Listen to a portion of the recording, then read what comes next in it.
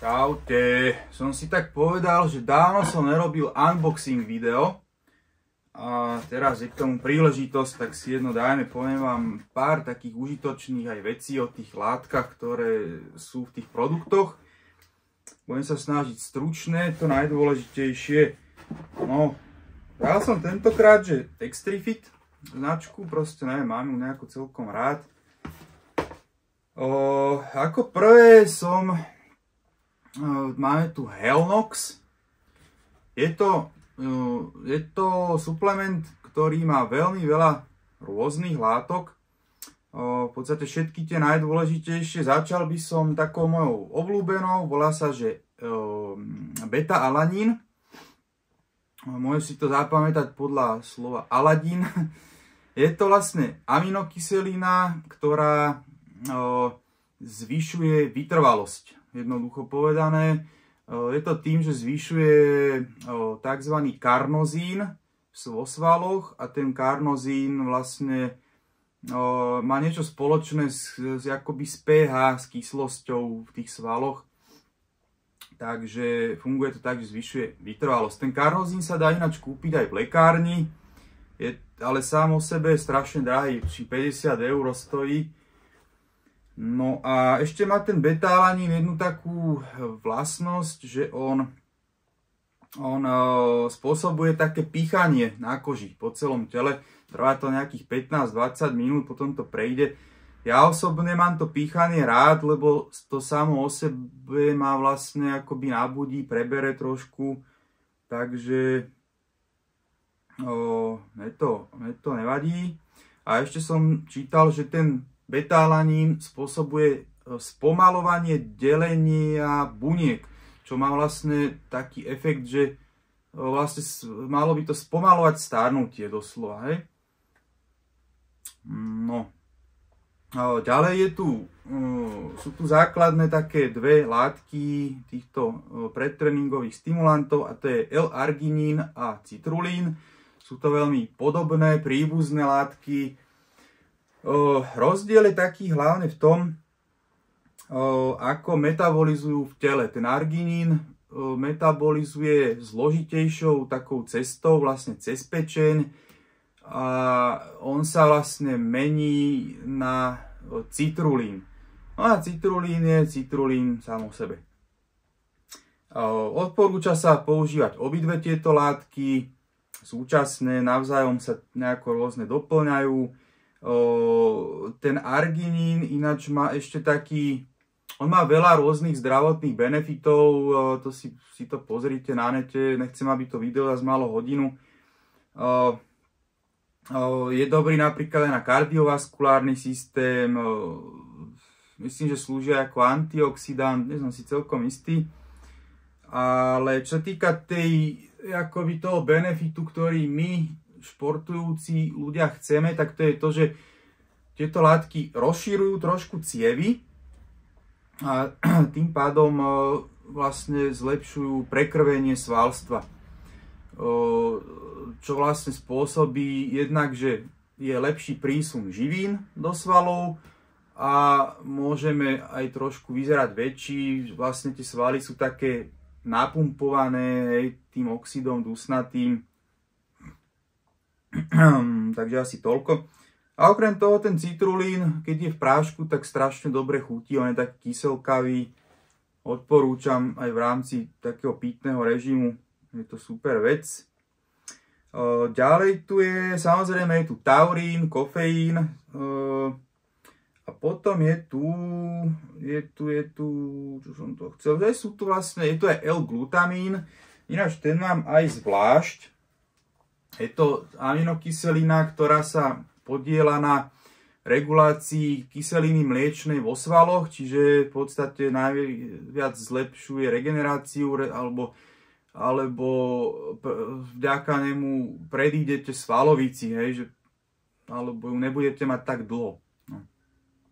Glutamín, teda mám ho, hovorím aj zvlášť, je aj tu. A potom sú tu ešte BCAA takzvané, je to vlastne skrátka Branched Chain of Amino Acids, čiže rozvetvený reťazec aminokyselín. Sú to vlastne v podstate čiastočky bielkoviny, hej, tak jak molekula, keď je zložená z atómov, tak bielkovina je zložená z aminokyselín jednotlivých. No a tieto BCAA sú tie také je to valín, leucín, izoleucín, sú to tri také najpodstatnejšie na regeneráciu, obnovu svalstva, na rôzne anabolické procesy, čiže vlastne na rast tých svalových vlákien, ich obnovu a vlastne syntézu bielkovín ako takých, hej, že aby sme ich vedeli využiť, aby to telo vedelo využiť to, čo zjeme. A to je strašne moc tých účinkov. Tak to asi v skratke. Mám ich aj zvlášť. Prečo? Niektorí sa možno pýtate na čo. Sorry. Je to z jednoduchého dôvodu, že tuto máme ten kofeín, a ktorý niekedy chcem, niekedy nie. Je dobré vlastne trénovať, naučiť sa makať aj bez stimulantov, nie vždy mať ten kofeín, aby ste si nevytvorili takú rezistenciu, že skrátka už ho nebudete nejako ani vnímať. A niekedy napríklad idem cvičiť večer, nechcem žiadny kofeín a chcem len proste zlepšiť tú regeneráciu a zeliminovať to poškodenie tých svalov, tak si dám čisté BCAčka. A keď idem cvičiť skôr alebo chcem ten kofeín, tak si dám tento Helnox napríklad. A taktiež napríklad niektorí ľudia pijú veľa kávy, kde majú kofeín, tak není dobre. Treba rozmýšľať tak ako jednoducho prirodzene nad tým, čo robíš, čo ješ a podľa toho vlastne aj dávkovať tieto suplementy. Nie len podľa toho, čo je tam napísané, ale podľa teba. Hej. Keď si mal 3 kávy už za deň, tak už nebudem si dávať niečo, kde je kofeín.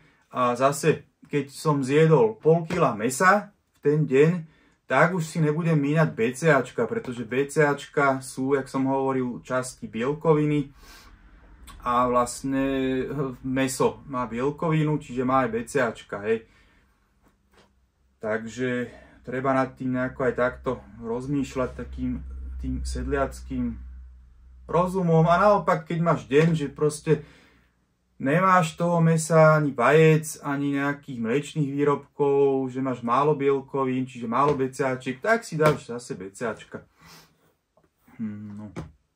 Dobre, čiže máme tu ten taurín, máme tu kofeín, to je viac menej jasné. Asi, aj keď o tom by sa tiež dalo kecať dlho. Ten betalanín som spomenul. Dobre, čiže asi takto. Skrátke. Samozrejme, niekedy mávam aj ten arginín a ten citrulín takisto zvlášť pre tie isté dôvody. Hej, nechcem kofeín, chcem len proste. No, vlastne všetko sa dá kúpiť zvlášť. No. Každá jedna z tých látok sa dá kúpiť zvlášť. Aj kofeínové tablety sa predávajú. Ale tak nemôžeme mať všetko, že? Takže toto. No a potom tu mám kreatín. Kreatín je v podstate jedna z takých najpreskúmanejších látok z týchto doplnkov. Je to vlastne prirodzene sa vyskytujúca látka aj v strave. Najviac ho je napríklad v hovedzom mäse. Myslím, že nejaký 1 gram alebo 2 gramy na pol kila mäsa. Je to látka, ktorá zvyšuje ATP, tzv. Adenozín trifosfát, ktorý je akoby prenášačom fosfátu v rámci bunkovej energie. Až som to dobre povedal. Jednodušene povedané, budete trošku silnejší z neho.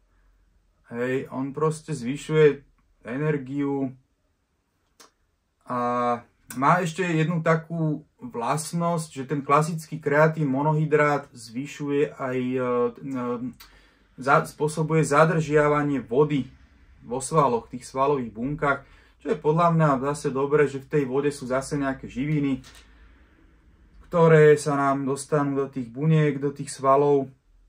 Ale pre niekoho to môže byť nevýhoda, hej, že kto chce, aby mu bola vidieť každá žila, tak môže mu to vadiť, že je trošku zavodnený. Ale zase, kto chce objem, tak zase to môže pomôcť trošku vyzerať taký jacked, trošku taký väčší.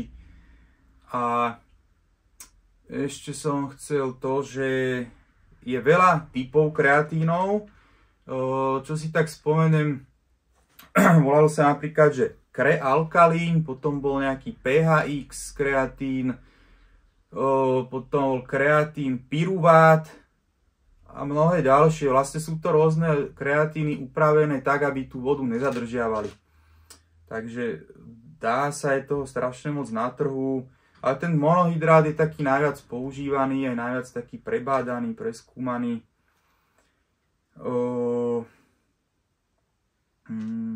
To je asi tak všetko krátke, čo sa týka toho kreatínu. Ten kreatín je vlastne jediná taká základná vec, ktorá nebola v tom Hellnoxe. A to som ešte chcel, väčšinou si kupujem práškový, zarábam si ho s glukózou pre lepšiu vstrebateľnosť. Že vraj až o 40% vyššiu vstrebateľnosť to má, keď si to zarobíš s nejakým džúsom alebo ideálne s tým hroznovým cukrom. Len teraz mali vypredané, tak som dal kapsulový, no. A to je jedno. No a ešte ako taký dezert si jednu tyčinku doprial. Čokoládovo-karamelovú. Ešte to extrifit tyčinky sú veľmi dobré, niektoré sú podľa mňa úplný humus. Aj na tých benzínkach a kade tady, čo ich majú. No, takže toľko. Potom ešte sú ďalšie veci, dajú sa kúpiť nie len tieto, čo sa týka tých aminokyselín, nie len tieto tri, ten valín, leucín, izoleucín, ale vlastne celé spektrum tých aminokyselín tam je, takisto sú kapslové, práškové, tak jak aj ten kreatín, takisto ten arginín, citrulín aj v kapslách, rôzne príchute. A ešte to som chcel povedať, že tieto doplnky nie sú len pre že kulturistov, je to v podstate vhodné pre akýchkoľvek športovcov alebo akýchkoľvek ľudí, ktorí majú nejakú zvýšenú záťaž, napríklad hoci len v práci, alebo není to, že vyslovené len na nejaké cvičenie. Takže určite je to fajn. Dokonca som počul, že nejaký kamionista mi to tuším hovoril, že používa niečo z toho vlastne na takú lepšiu bdelosť. Hej? Hlavne ten kofeín s tým betalanínom asi. No. Takže toľko. Tak ste sa niečo naučili a ja idem sypať. Čaute.